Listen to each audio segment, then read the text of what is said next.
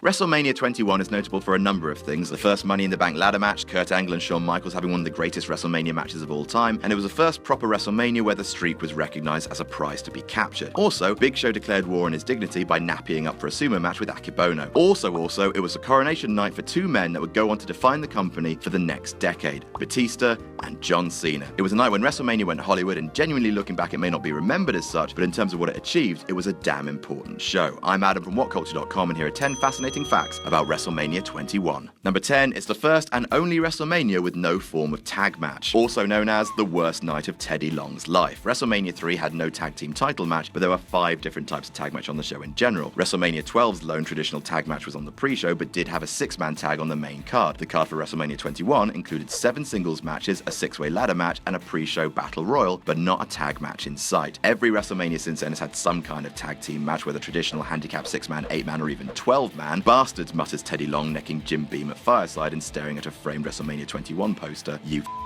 bastards. Number 9, Paul Orndorff left his Hall of Fame plaque in his hotel room. WrestleMania 21 is responsible for one of the most memorable Hall of Fame classes ever, starring Hulk Hogan and including 6 men he'd feuded with at some point in the 1980s. One of those individuals was Mr. Wonderful Paul Orndorff, who had made some serious dough in a hate-filled feud with Hogan in 1986-87. A year after the ceremony, where Orndorff had given a speech equal parts gracious and entertaining, Mr. Wonderful blasted the entire Hall of Fame concept, saying it didn't mean anything to him and adding that he only made the appearance because he was told it would be a payday. He also claims to have left behind his, quote, $20 plaque in an LA hotel room, which is a pretty clear statement. Number 8, Roddy Piper prepared his Hall of Fame speech with the help of a comedy club owner. In a few years before his rightful induction into the WWE Hall of Fame, the Rowdy one had taken an interest in doing stand-up comedy. Makes sense, his tirades on Piper's Pit and Tuesday Night Titans showed that he was a charismatic SOB. He was put in touch with a Portland-based comedy club owner named Barry Colin, who gave Piper a shot to take the stage. When Piper found out that WWE would be inducting him, the Canadian Scot reached out to Colin again to help him polish his delivery and stage presence. It sounds a bit mad that Roddy Piper thought that he needed help on the mic, but there you go. Number 7, Chris Jericho and writer Brian Gewirtz proposed the Money in the Bank concept. Money in the Bank ladder matches were a surefire way to get valuable superstars onto the WrestleMania main card without actually having to come up with storylines for any of them. For Jericho, it couldn't have come at a better time as he realized that he had no set match for Mania 21. Jericho contacted lead WWE scribe Gewirtz, who had designs for a Hollywood dream ladder match where the winner would get whatever he so desired, but Vince disliked the vagueness of that idea, so Jericho suggested the prize be a world title match for the next night on Raw. Gewirtz tweaked that into a future title match at the winner's convenience. Scary Vince approved, adding that the winner should carry the championship match contract around in a briefcase as a visual token. Thus, Money in the Bank was born. Bonus fun fact, when it was still in its dream match stage, the proposed winner was RVD, whose dream to come true would be the return of ECW. Number 6, Undertaker and Kane were originally planned to wrestle Gene Snitsky and Heidenreich. The two-man shower trip of Snitsky and Heidenreich had each made their mark in WWE as a blameless amateur abortionist and a dry-humping beat poet, respectively. Even though both men were present in the fans' minds thanks to the mental stuff the writers had them doing, neither was exactly a captivating in-ring performer, and the Brothers of Destruction deserved better at WrestleMania. Despite all 4 men being slated to work together in a big blow-off match, Undertaker concluded his feud with Heidenreich at the Rumble, while Kane and Snitsky both moved on from their own story around the same time. The Dead Man went into a lengthy and mostly great feud with the Legend Killer Randy Orton, which is the best Randy Orton, while Kane was popped into the Money in the Bank ladder match. Number 5, Shawn Michaels debuted his chaps on the show. I don't mean that he brought some friends with him down to the ring.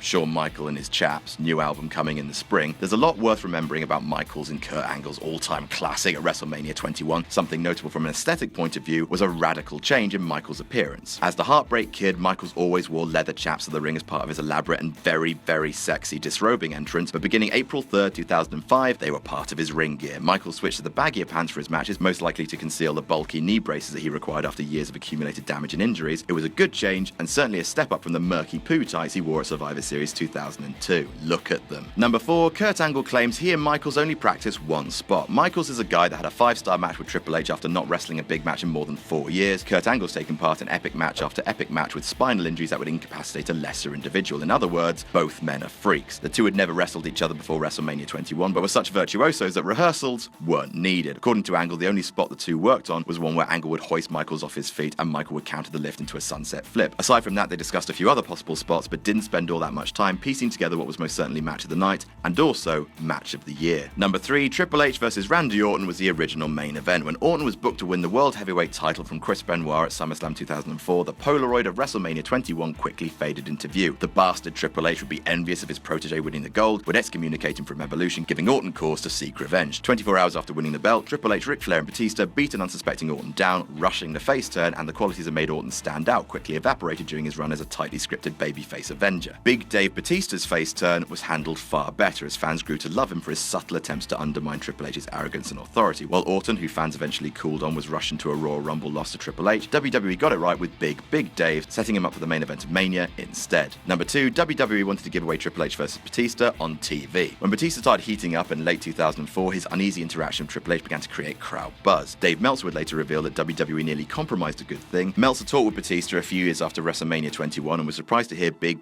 Dave tell him that WWE wanted to run Triple H vs Batista on free TV around the time of the turn, thus giving away a money-making match for free, which is bananas. They would presumably still have had the WrestleMania main event, but it wouldn't have been as fresh. In the end, it was Triple H who put his foot down and resisted the idea, keeping the showdown shrink-wrapped until Mania Sunday. And number 1, WrestleMania 21 is the only Mania where both world titles changed hands. From WrestleManias 19 through 29 and beginning again with 33, it was set in stone that WrestleMania would showcase 2 World Championship bouts, with only one exception: a title has always changed hands at WrestleMania, and we'll come to that Mania eventually, which is why it's a bit surprising that at WrestleMania 21, it was the only Mania to date where both World Championships changed hands. Obviously, this doesn't count Triple H at 18 or Daniel Bryan at 30 winning 2 different physical belts in one match, but rather 2 different champions defending gold in 2 different matches. On one night, both John Cena and biggest Davey Bigley Big Large Lad Big Dave, they both dual ascended to the top, and a new era began. And that's our list. Did we miss any out? Tell us about it in the comments. Don't forget to like, share, and subscribe. You can follow me on Twitter here, and you can follow Justin Henry, the guy who writes these articles, here. I'm Adam from WhatCulture.com,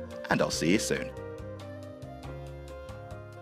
We're never going to stop doing magazines called wrestling. It's time for issue 4, the first magazine of 2017. To celebrate, we're looking back on the wrestling year that was, including end-of-year awards for best and worst matches of 2016, best and worst wrestlers of 2016, best and worst feuds, and many more. Also, a gigantic career retrospective on AJ Styles, Dixie Carter's crimes against wrestling, and how WWE should have booked the road to WrestleMania 2016, written by this sexual Catherine Wheel. As ever, the magazine is available now to order at shop.whatculture.com. For the love of God, buy it.